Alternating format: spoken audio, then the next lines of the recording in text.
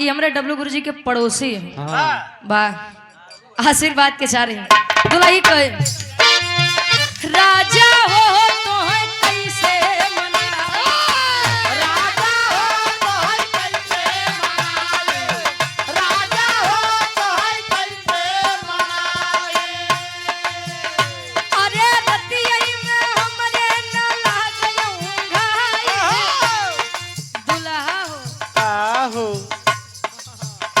आत्मा रूपी दुल्हन परमात्मा रूपी दूल्हा के वर्णन बा क्या है? अरे रतिया में हमरे न लागयौ घाई राजा हो तो है कैसे मनाई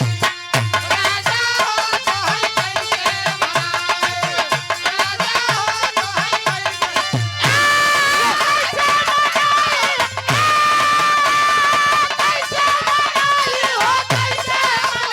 राजा हो तो है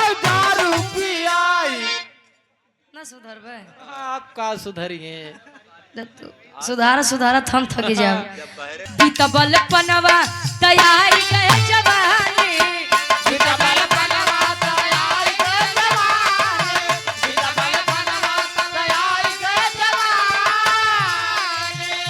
अरे नहीं नहीं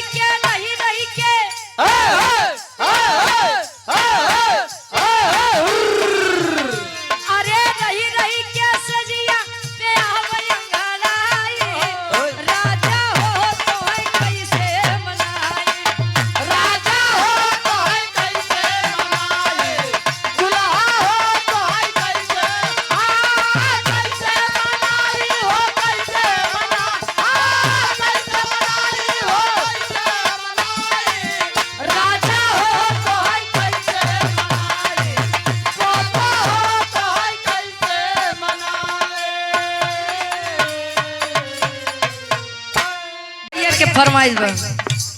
पप्पी भैया से लाजे कर पिराय उहै जान दूसर केहू का जान भला जे कर पिराय उहै जान दूसर केहू का जान भला जे कर पिराय उहै जान दूसर केहू का जान सासु न जाने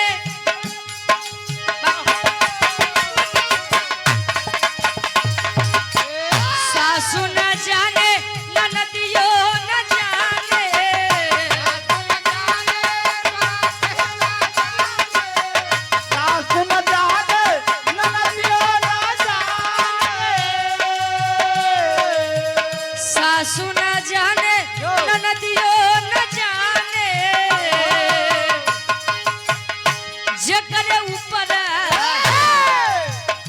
जकरे ऊपर बितए उहै जाने दूसर केहू का जाने जकरे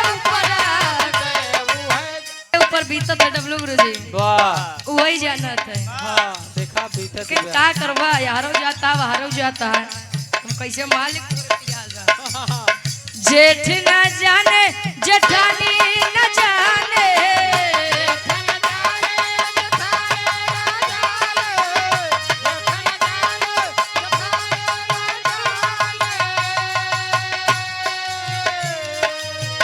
जेठ न जाने जेठानी न जाने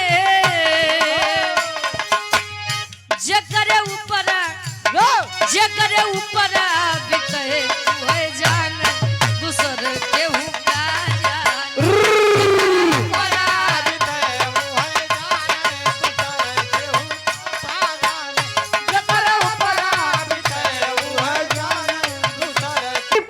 का झारस जब बाल सैया जी लागस कमाल सैया